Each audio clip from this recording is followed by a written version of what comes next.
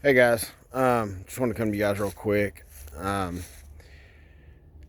God kind of put it on my heart. I know there's several people that kind of reached out to me. There's even some local guys here in Arkansas that's kind of came into our state page within the last year or so, and had a few questions about what the Cason Run was all about. And kind of, I know there's a lot of you guys who may or may not even know the full story, even if you know kind of the backstory of everything. So I'm gonna kind of fill you in just a little bit. Before I do, I just pray, and I pray before I even started this that y'all would see God's glory in everything that's going on. Um, God is just truly amazing how He uses tragedies for His good, His glory, and ultimately for our good as well. Romans 8:28 is our family verse. I shared that with someone this morning. It's just it speaks volumes to what God's doing. So, all right, so for backstory. So basically, about 2 years ago, it would have been right around the end of May sometime. I just felt led to start a young Gibborim group. If you look on the app, you'll see a young Gibborim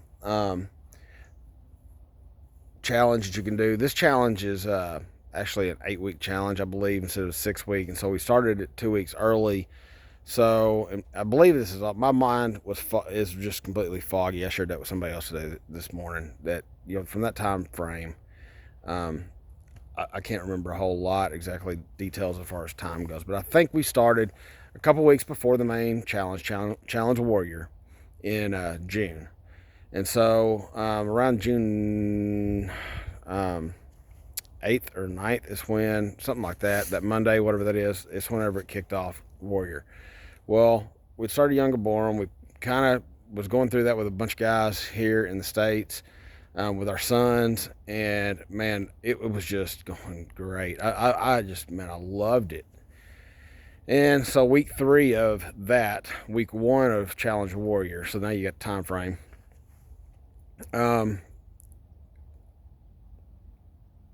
I left that morning. Told all my kids I'd be back in a little while. I had to run to town, Little Rock. We live in Arkansas. I'm about an hour from Little Rock. Pick up some equipment and stuff. Long story short, did all that. Everything went smooth. Had to have a tractor and pick up stuff. I was worried. That's also why, Cason asked if he could go. I was like, no. Ironically, I said it would be dangerous. Little did I know how this day was going to end up. So fast forward to the end of the day. It's about 4:30. I get up or get back home, get unloaded, and my oldest daughter comes out and says Cason's been gone since lunch. They can't find him. He took the four-wheeler. Well, he wasn't supposed to take the four-wheeler, but he did. So I'm standing where we found him. I literally just followed his track straight here. He wasn't driving fast. Nothing that I could tell. It just literally like he tried to turn around. He had a fishing pole in the tackle box. He was headed fishing. There's a creek down here just below us. I'm about half a mile from my house. God's blessed us with a property here, and it's narrow and deep. So he was about a quarter mile from where he was supposed to be going. He turned around. He picked the wrong road. That's what it looks like. And as he turned around, the four-wheeler just literally flipped right on top of him, and it crushed him, and that was it. And that's how I found him. And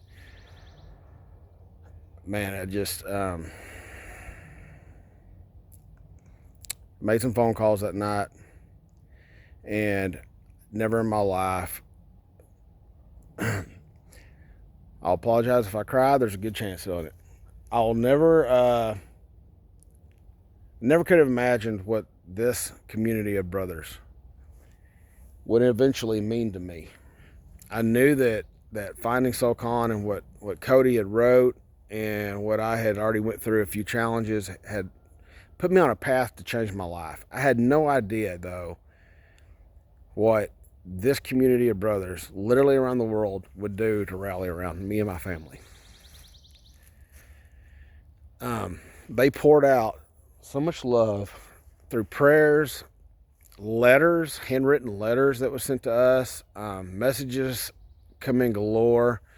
For you that wasn't part of that challenge, they actually added hashtag 38 for Cason on the back of shirts, which if you see that stuff, that all comes from, Cody started the whole Gibborim with 37 in mind. 37 elite warriors, the Gibbor of David. Well, they honorarily tagged him as the 38th, sitting around a campfire in heaven with the 37. And so that's where the 38 came from. And that's where, ironically, our road that we live on, County Road, 38.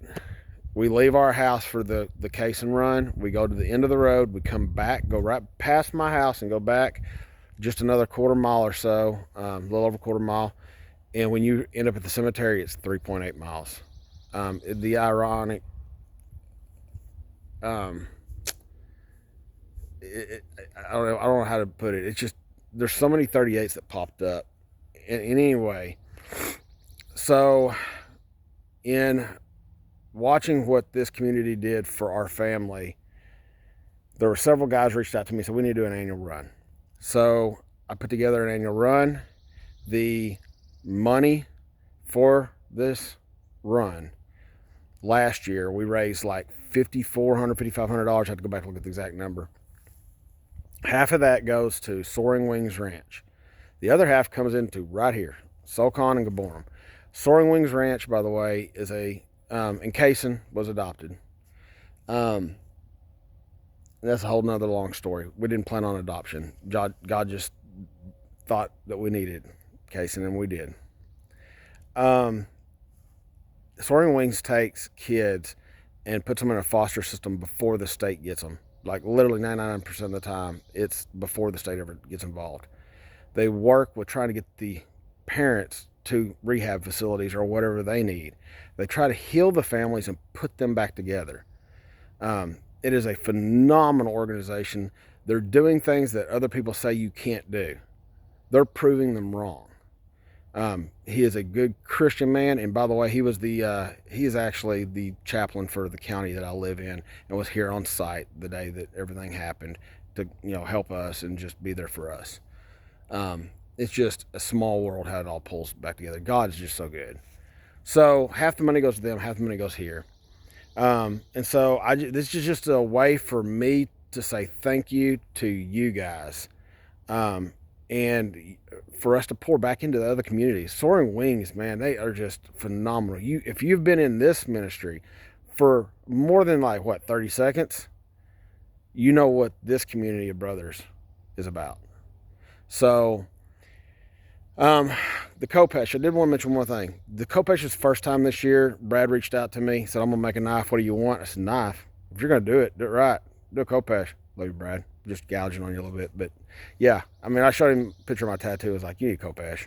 So he's like, challenge accepted. So he did it, and man, he has killed it with that khopesh. So let me give you a story real quick, and then I'm gonna get off here. I'm gonna try to keep this under 10 minutes, okay? Real quick. My family came and we made an altar, made a pastament here. We literally, a boundary of blood. We couldn't come out here, right? We was having problems coming out here, and so finally we were like, you know what, we got to do this. We come out here and we said, God, this is your property. This is yours. We dedicate it to you. It's yours. Run Satan and his demons out of here and take it over. Spiritually take it over. Physically, we're going to be here. This is your property. We prayed. We sang worship songs. We actually laid a rock down a piece, me and my family. There's 5 rocks we laid down. There's more than 5 there. If you come to the Cason Run, you'll figure out why there's more. Some brothers made me cry out here. They added to the pile. Come out here. Join us. If you come out in person, that's what they did. Now, after we did that, like 10 days later, I bring another Gibborim out here. I bring Carl Cohen from Arizona out here to show him where everything was. And look what we found. We found this together. This tree. Let's see if I can zoom in. This tree was struck by lightning after we prayed and dedicated this spot to God.